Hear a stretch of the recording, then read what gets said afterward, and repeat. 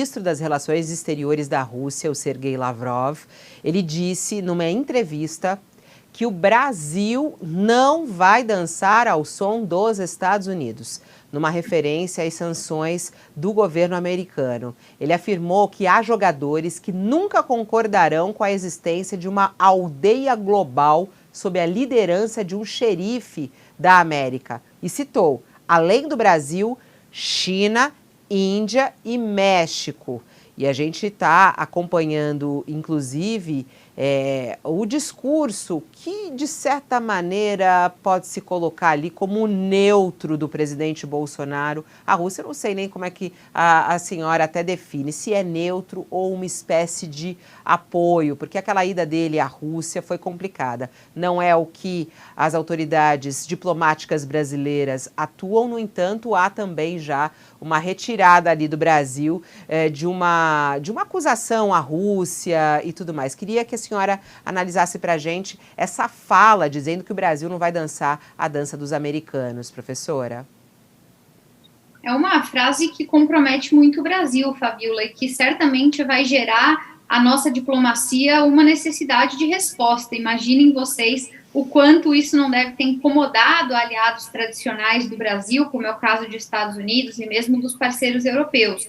No momento em que o Brasil, pelo menos do ponto de vista da história recente, se classificava como alguém disposto a partilhar valores e interesses com esses países. A gente nunca pode esquecer que ainda sob a gestão Trump, o Brasil de Bolsonaro alegou que tinha interesse, que inclusive tratava como prioridade a participação na OTAN como membro extra-regional. Então, o Brasil saiu em poucos meses de um país que se entendia como uma parte associada da aliança militar OTAN e, em momento seguinte, vai se associar, ainda que de maneira indireta, com aquele que representa o principal agressor dessa própria aliança militar no momento. Então, a nós internacionalistas, isso tem sido bastante discutido, essa postura de neutralidade, ela em nada remonta a outros momentos históricos em que o Brasil tentava não chamar para si responsabilidades que não eram suas, ou se envolver em conflitos de terceiros. O Brasil já praticou, por exemplo, uma política externa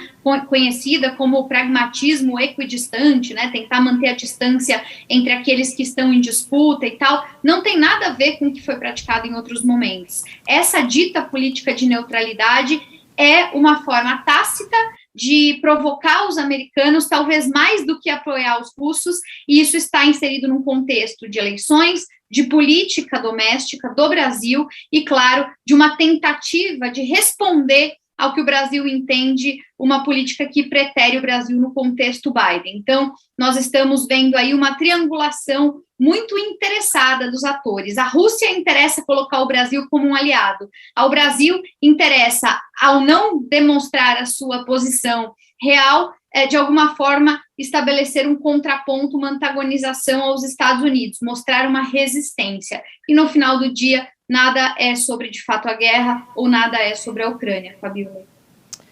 Professora, tem aí algum chute de daqui a quantos dias essa guerra acaba? Tem alguma aí previsão? Olha, Fabiola, eu tenho dito que a gente tem que trabalhar sempre com duas camadas simultâneas, né? Quer dizer, a gente pode pensar no curto e médio prazo, em um cessar-fogo, em uma retirada progressiva de tropas e tudo isso, as negociações avançam a passos lentos, mas avançam, e é muito provável que em algum momento, muito em breve, a gente tenha as primeiras condições sendo aceitas. Eu, particularmente, já apostei nisso aqui numa das minhas colunas para o UOL, acho que a barganha vai acontecer muito em torno de OTAN versus União Europeia, ou seja, os russos vão aceitar que a Ucrânia pleiteie direito à União Europeia, desde que se afastem da OTAN. Acho que essa vai ser parte importante da barganha, além do reconhecimento da Crimeia e de outras coisas que os russos consideram relevantes. O governo ucraniano já sinalizou que pode estar disposto a esse tipo de concessão. Então, numa primeira camada mais imediata, eu diria que os primeiros caminhos de acordo começam a ser desenhados, a se rabiscar ainda de maneira um pouco inicial, mas que devem avançar.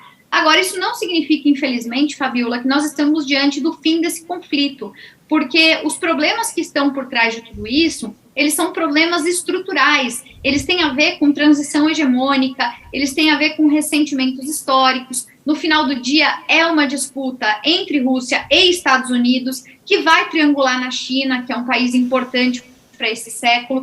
Então, me parece que, ainda que haja um cessar-fogo imediato, uma retirada de tropas, que a situação na Ucrânia se acomode por um período, a gente ainda vai ouvir falar muito dessas tensões e vai haver, talvez, infelizmente, outras manifestações na própria Ucrânia ou em outros territórios análogos ali da região, porque esse problema é um problema difícil de resolver, é um nó que não vai se desatar tão cedo, Fabíola.